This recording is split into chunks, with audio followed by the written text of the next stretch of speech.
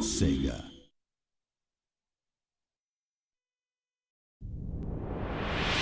Sonic Team.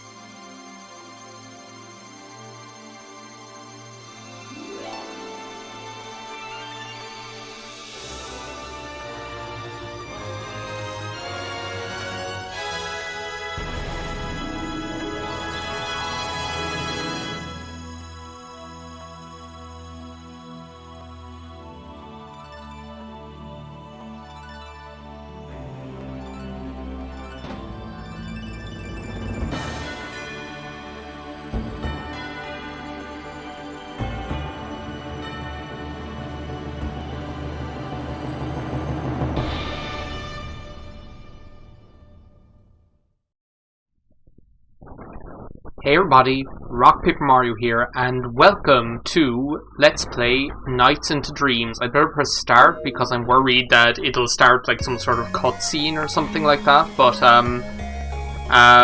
yeah, welcome to Let's Play Nights into Dreams. It's been a while since I've done that kind of whole Let's Play trope of, also I feel like I need to turn this down just a smidge.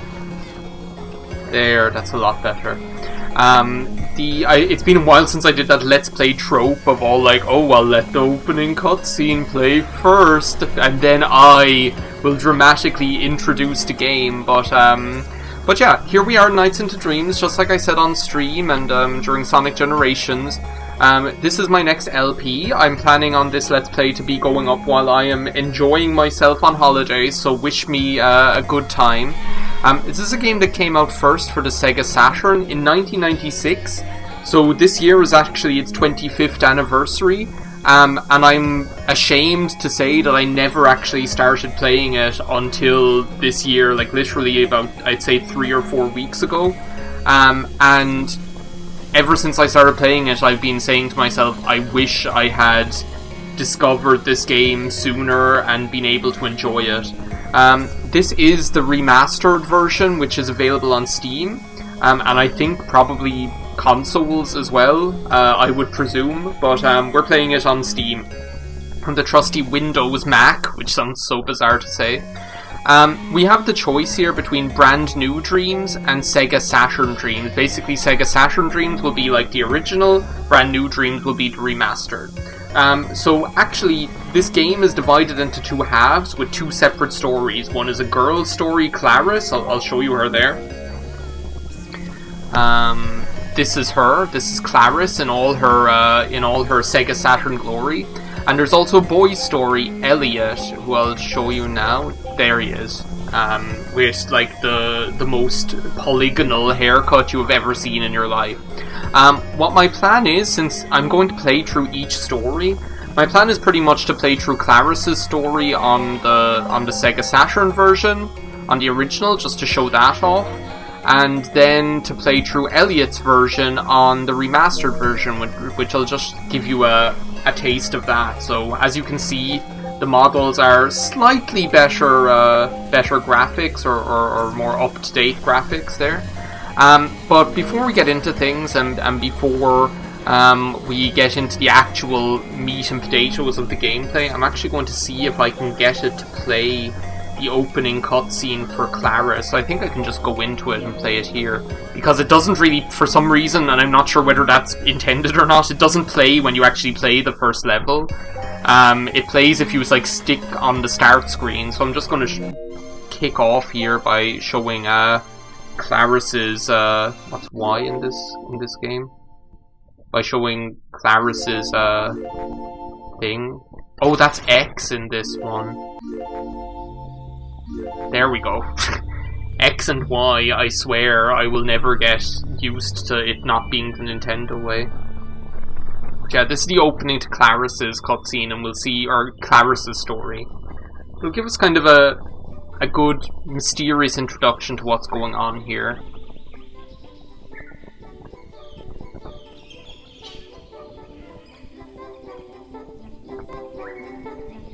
She obviously has the same vocal coach as Garnet.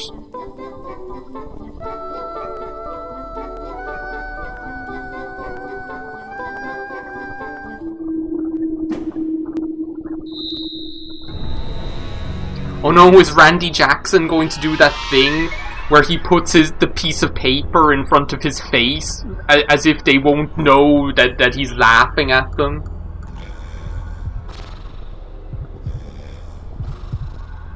So Claris's dream has very quickly become a nightmare.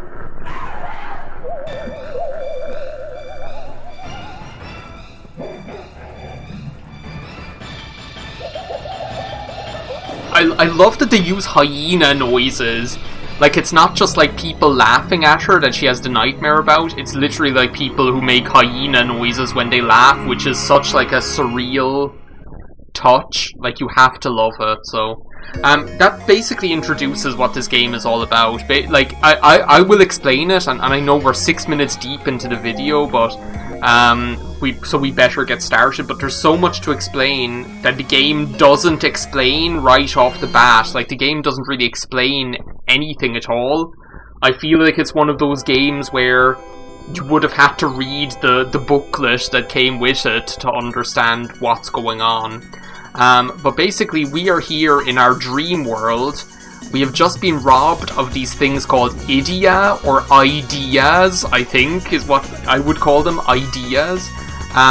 Where ideas, which means that the and in order to get them back, we need to free Knights here, who is going to be the character we play as, from that prison that they were in. We are an appropriate pronoun channel here, by the way. I hope you know. So yeah, I don't have much experience of the original like Saturn version. Usually, I found myself playing on the remastered version, just because that's how I do. But yeah, basically there are like very few mechanics to this game. I've said it on stream the last day, but like this is definitely one of those games that has like a very low skill floor, is like the term that is generally used. It has like a very low skill floor, but a very high skill ceiling, if you know what I mean. There's very little to actually learn, in that you pretty much just play with the D-pad. And then if you press the A button or hold the A button, you can do a boost which uses that green meter down there. And what I just did was, and sorry, this music just like is absolutely jamming. What we're basically trying to do in each level is recapture our 4 ideas within the time limit and try to earn as many points as possible as well. Which is why there's like an incentive to go as like fast as possible as well. I generally find what I found in my experience is actually just tapping the A button helps you go extremely fast while still being able to maintain control. And as you saw there, I was just about to run out of time there, which is I'm not even going to try to get those anymore.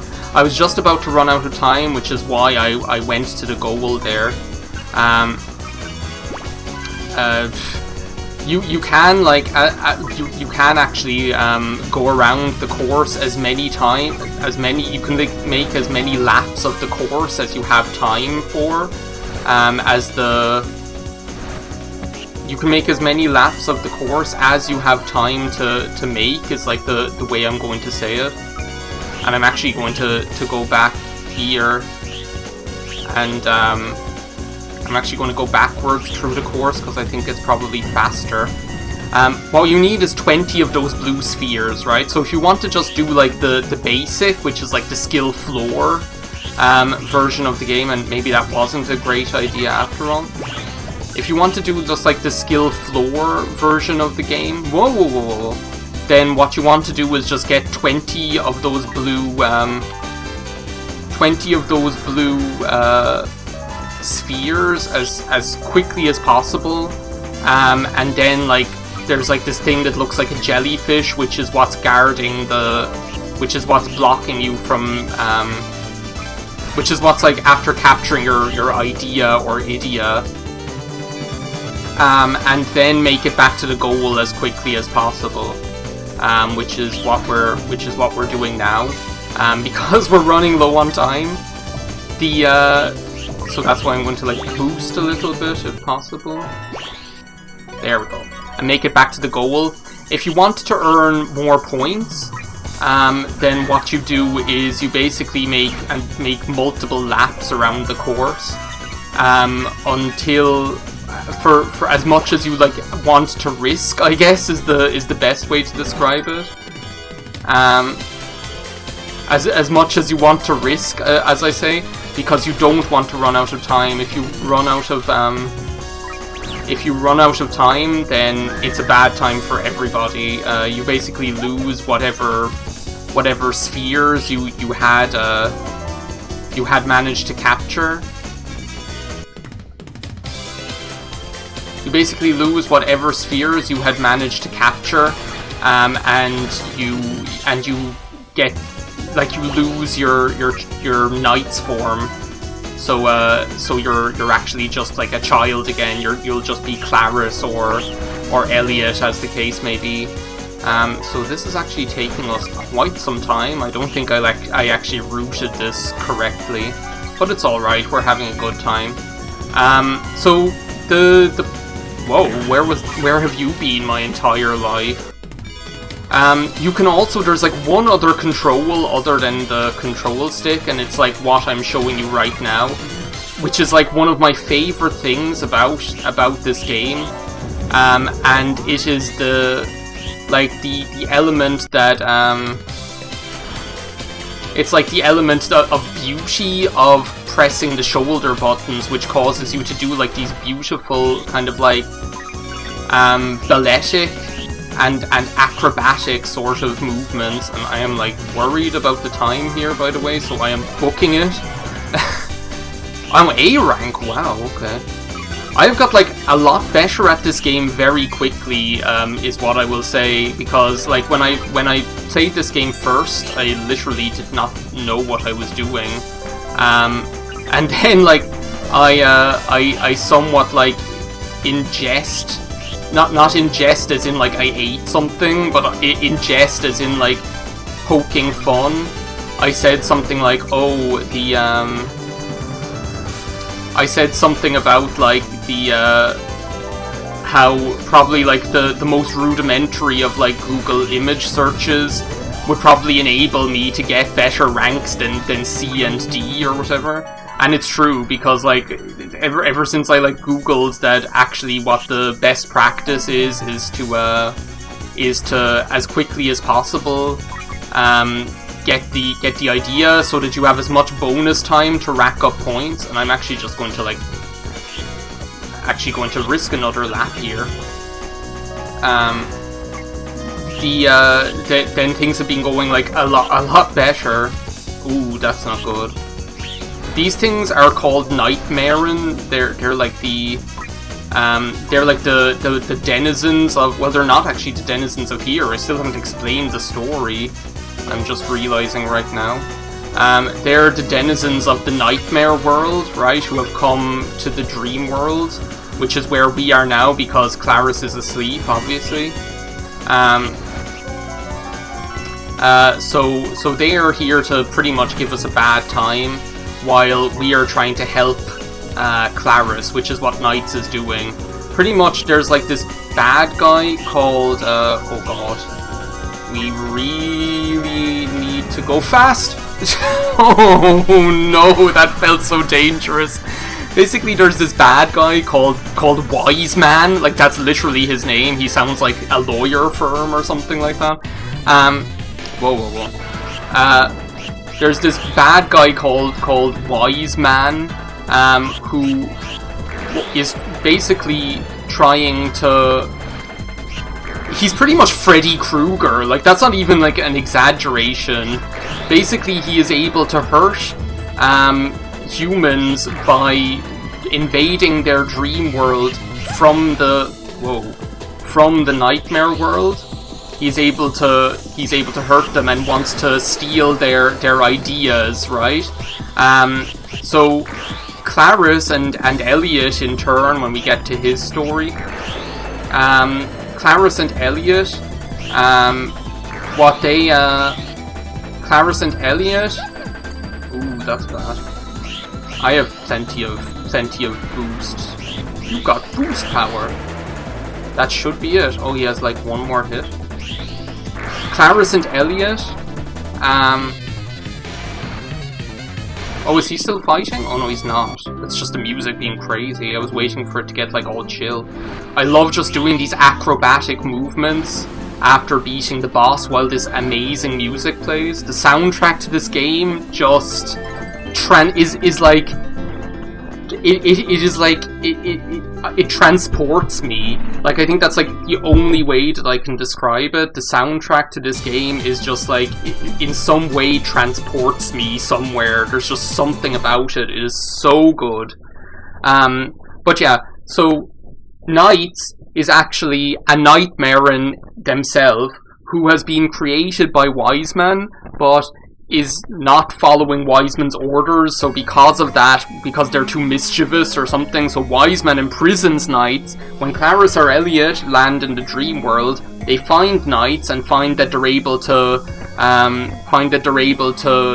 combine or merge or DNA digivolve or whatever together with NiGHTS in order to get the ideas back and eventually defeat the bosses and eventually defeat Wiseman, so that Wiseman can basically get back the fuck into his box and fuck off. That's pretty much the storyline of the game. And I feel like I have, like, the last 17 minutes, I have just been, like, commentating my ass off, trying to explain everything between how to play, as well as what's going on. So I'm confident that in the next part, when we take on the Mystic Forest, I think it's called, that we'll be able to just chill the fuck out and relax and enjoy this beautiful game without the pressure of having to explain everything. I didn't even say one thing about the boss we just fought, but I think it was pretty self-explanatory. So yeah, I hope you join me for the rest of this Let's Play. It's going to be a short one, but I hope it's going to be a good one. This is a beautiful game.